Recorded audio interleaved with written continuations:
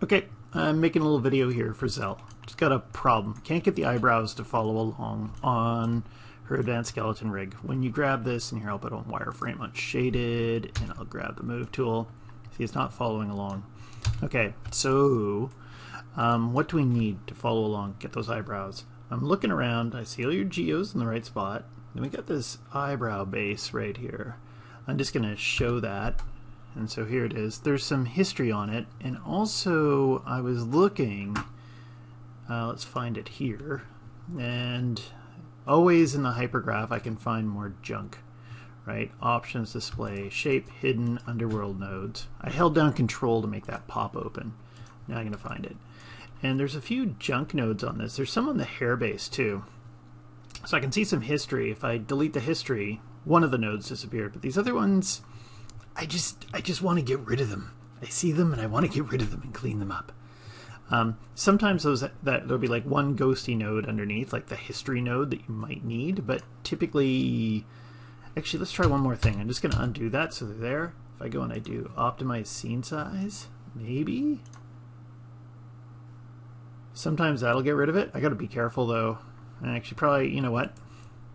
I'm gonna open up the file again just in case it does something because the rig isn't totally 100% done. Let's just do this. Don't save. Browse, and I'll find it, and I put it somewhere to my downloads, and there it is. There's also a funny little dash here that I always try to avoid. I'd put an underscore, not a dash, and I try to keep the name short. It's starting to get a little bit long, and I'm always nervous about long names. Okay, let's try this again. So I'm just going to bring this back. I just got to wait a second. Okay, there it is, and I'll hit H, bring them back, and I'm going to delete the history on them, and I'll go into the hypergraph, find them, and again, options, display, shape, hidden, underworld nodes, find it again, look, there.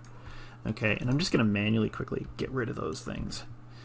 So, first part. Next part, I select this and I select your piece of geometry. Okay, and you can see all your advanced skeleton face stuff is all hooked up here. And what I'm going to do is I'm going to go to Deform and I'm going to go and hit Wrap.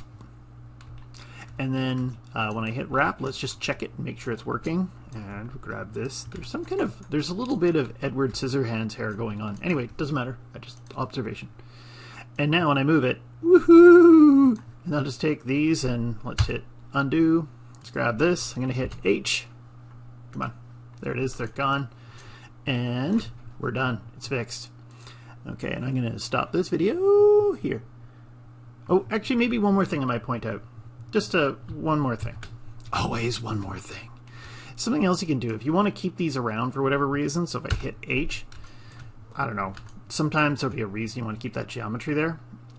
If you go into the shape deform node, okay, and if you look down here, depending on where you're going to render, Arnold or Redshift or whatever, usually you'll find something like this: visibility, turn off primary visibility, cast shadows, diffuse, specular, diffuse, volume, self shadows, okay, just so it doesn't render at all. And I think if I was using Redshift, displacement, visibility, there's got to be one down in here too. Global illumination. Yeah, I'm not going to worry about it right now. There's, yeah. But usually every object has that. There's up here in the render stats too. There's, you know, cast shadows, receive shadows. You don't want any of this crap to show up.